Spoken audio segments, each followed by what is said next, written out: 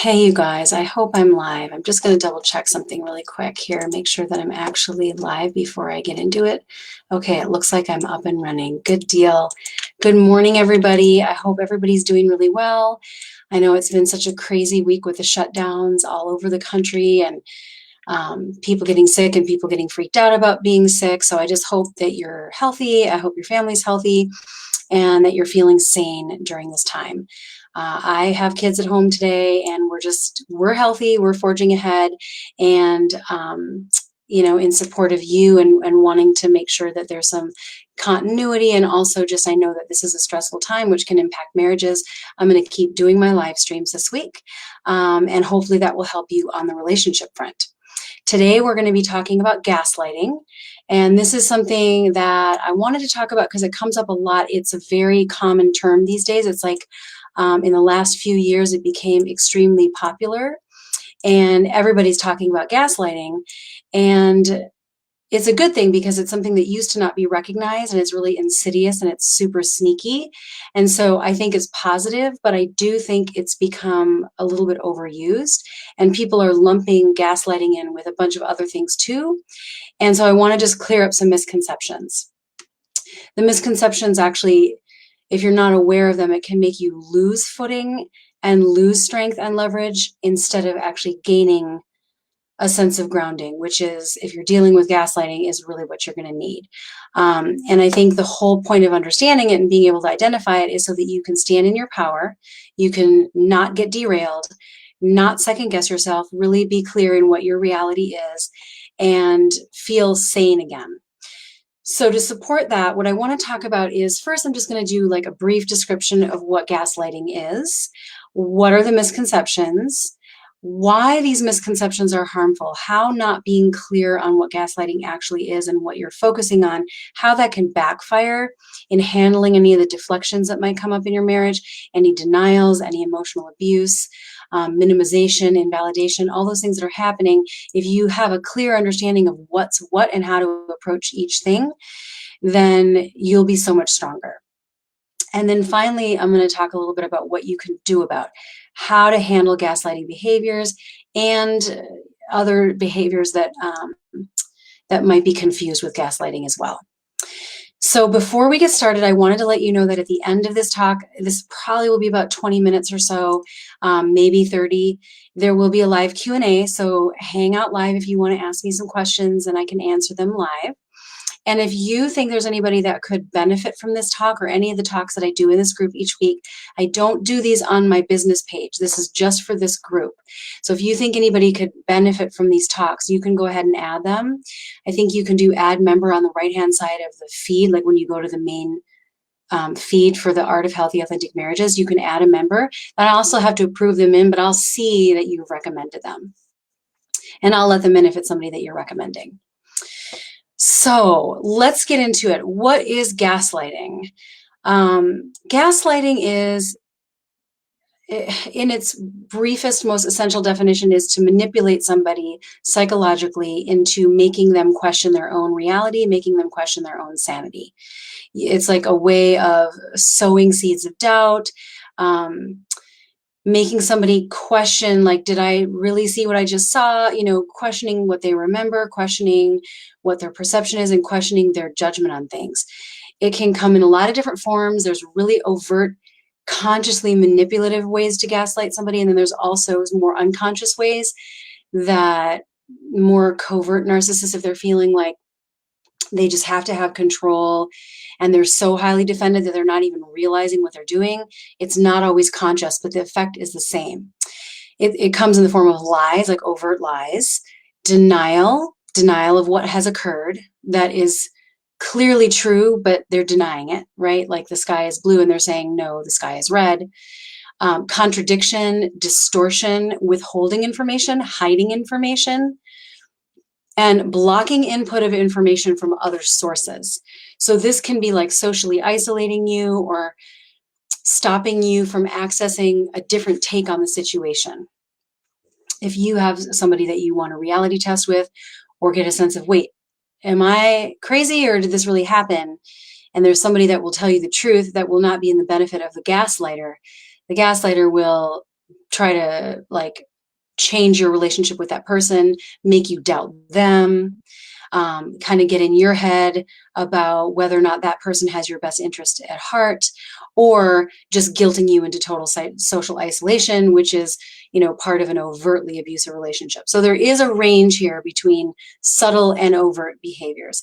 Gaslighting is a form of emotional abuse. It can be a part of a completely abusive relationship that includes physical abuse and verbal abuse, or it can be not an abusive relationship on the outside. It might be something that looks like a great relationship.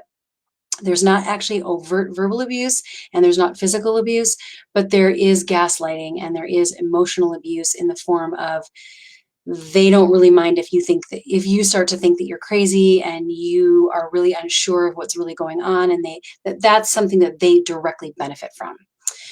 So like this could be if somebody, I'm going to give you just some quick examples. And if you're listening to this, you probably already know, you're already resonating with this term. It's something that you can relate to, but it can be an outright denial of something that happened that did in fact happen. Or it could be like a constant and repetitive chronic minimization of your experience. Like, don't be so sensitive. You're just paranoid. I was just joking. You're crazy. What are you talking about? Like acting like they have no idea what you're even talking about. And the thing to remember is that they directly benefit from their spouse second guessing themselves and they don't mind. That's the thing you're looking for. Because sometimes people can invalidate or minimize, and it's not necessarily gaslighting, and I'm going to get into that in a minute. But when it's part of a larger pattern of not really caring how you feel and invalidating and not really being present to your experience, that's gaslighting. It could also come up as like if your spouse or your partner is talking to people in your life, whether it's really good friends or family members, to tell them their narrative, so that everyone around you is aligned with the person who's gaslighting you.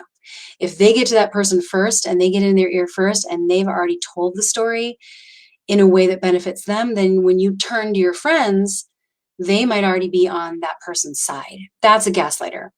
That way, I mean, if they do this successfully, then you really have no way of finding the truth outside of yourself, right? Which is crazy making. We all need, when you think about people that are put in isolation and they have no outside contact when people are abducted, and then they eventually, you really cannot, if you're told one thing over and over again and there's literally no other outside sources, a matter of time, eventually you will start to not know what is real. And then it could also be a total reversal. Like if your spouse has this habit of saying things to you and accusing you of doing things where you're like, wait a minute, that's exactly describing yourself. This is projection too. But when it's done in a systematic pattern of constantly undermining you, that's gaslighting. So like, let's say if you're verbally attacked and then you try to defend yourself and now they're saying that they're the one that's attacked. They're flipping. It's like, they're the perpetrator, but they're always acting like they're the victim, and they cannot ever see their part in the situation. And what I want to highlight about gaslighting is it's not just an isolated incident in this, because this can happen occasionally, right? But if it's happening a lot and it's chronic and it's just the fabric of your relationship, that's what I consider gaslighting.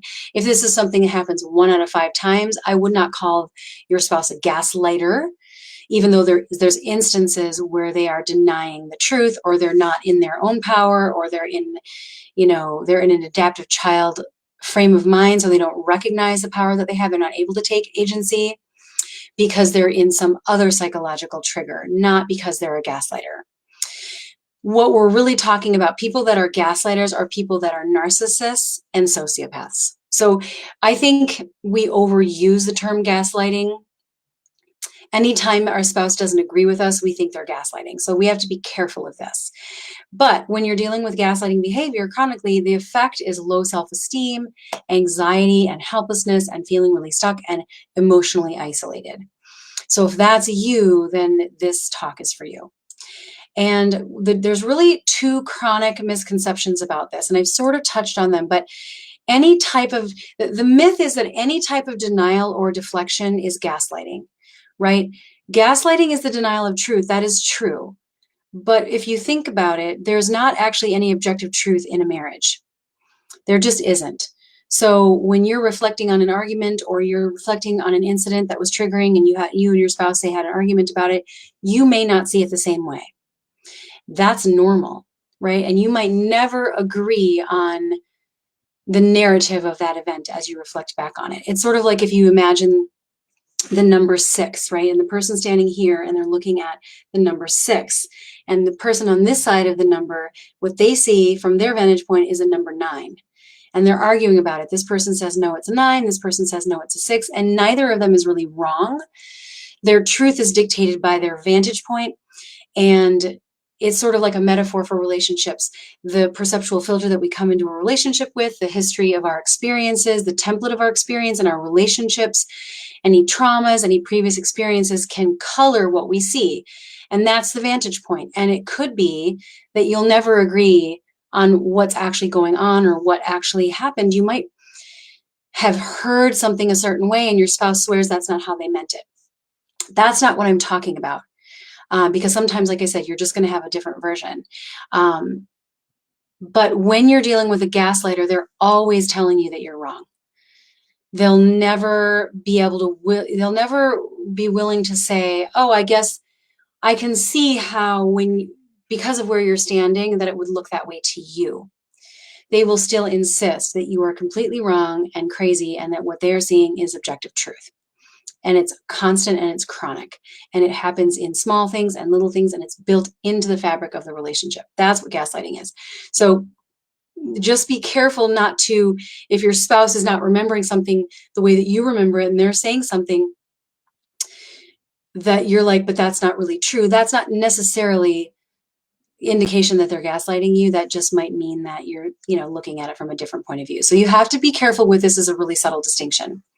The other thing that people do, and a common misconception, is that all signs of defensiveness are gaslighting. The truth is that sometimes people will deny something, or they'll get defensive, or they'll not be able to empathize or hear you or hear your experience because they're ashamed or because they're defensive, because they've gone into fight or flight. And this, in this case, comes from immaturity. It comes from disempowerment. It comes from trauma reactions. It comes from adaptive child. And my clients' heroes talk about this all the time, the adaptive child mind versus the functional adult. Everybody has an adaptive child inside of them. And when we can probably spot it, if our spouse goes into their adaptive child, they might really see it not totally accurately, but they're fighting for that, not because they're trying to gaslight you, but because they are in a fight or flight response. And that is different.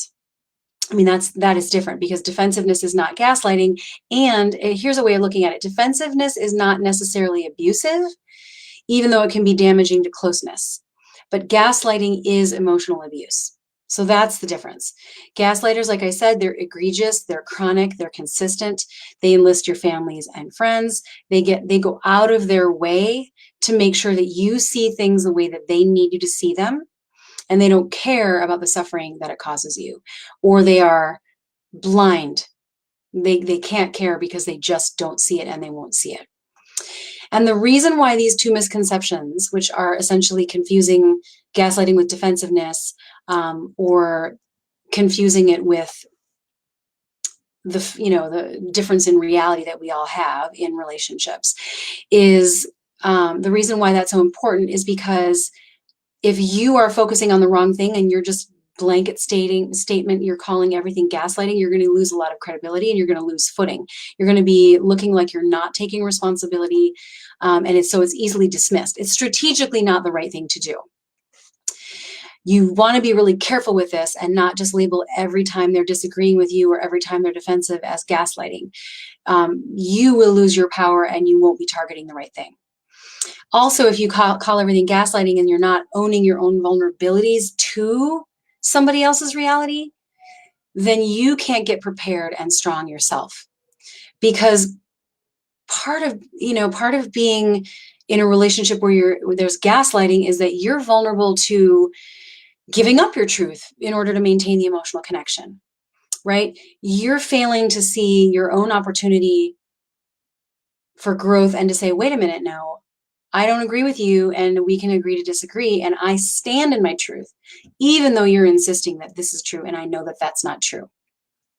The thing to remember is that if you're strong internally, you're not going to fall for gaslighting, or anything that undermines you.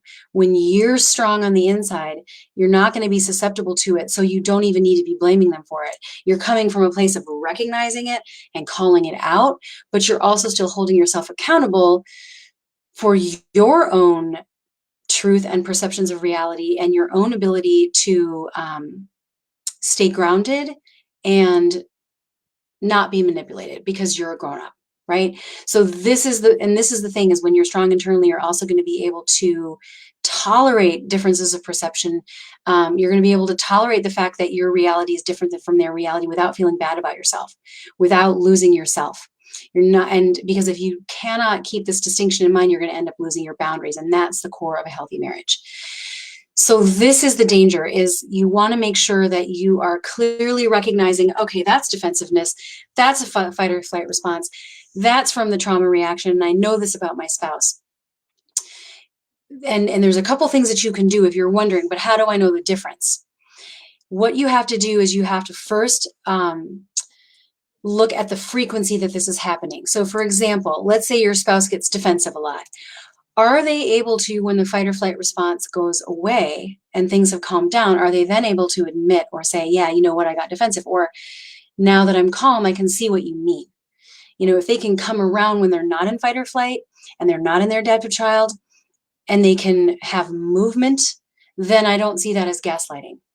I see that as a temporary loss of sanity. Like when people are tripping, we say somebody's tripping. They're tripping. They're in a full-blown transference.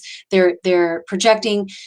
They cannot see the light of day, but it's not because they're gaslighting you. Okay. And how you can tell the difference is, what is the context of your relationship when things calm down? How much are they able to take ownership over their own part? The other thing you can ask yourself is, are they able to self-reflect? Right? And if they can self-reflect ever, then it's probably not always, then I don't think that you can globalize about gaslighting.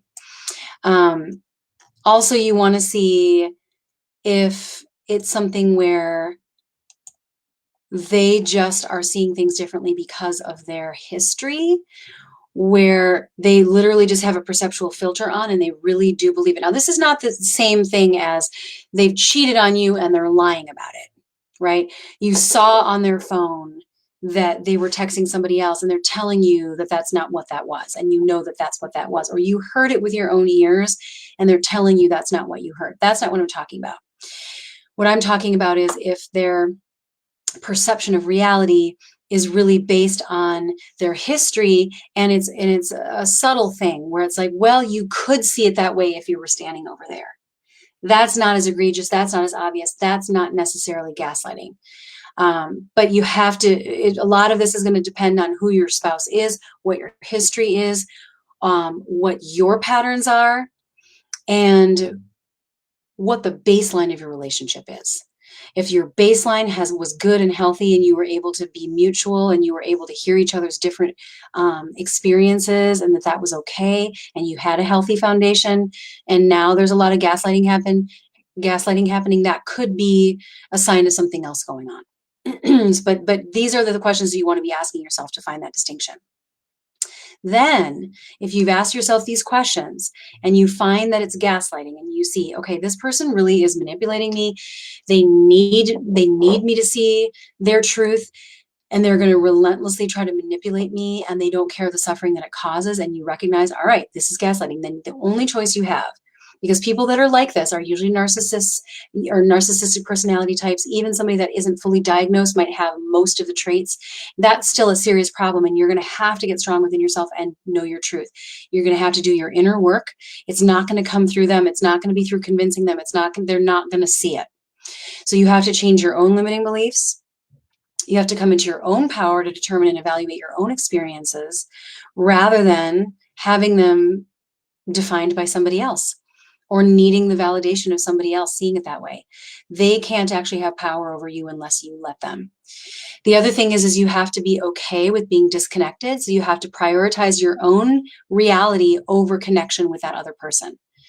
Even if that means, okay, now we're not close. Now they're pissed at me because I'm standing in my truth. Or now I'm pissed at them because I know my truth. Whatever the case may be, or you just recognize the limits of trust. There's no way that you could move forward now with trust in your relationship as a result of that.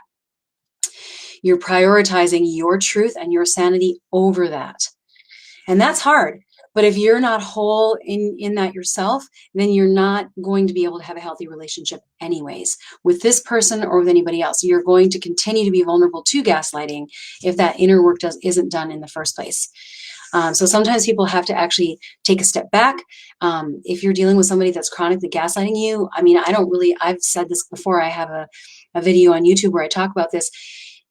I recommend leaving the relationship. I don't think there's any way to have a healthy relationship with all the things that I teach from the inside out, and having a healthy, authentic marriage. You cannot have that with a narcissist or an abuser. You just cannot.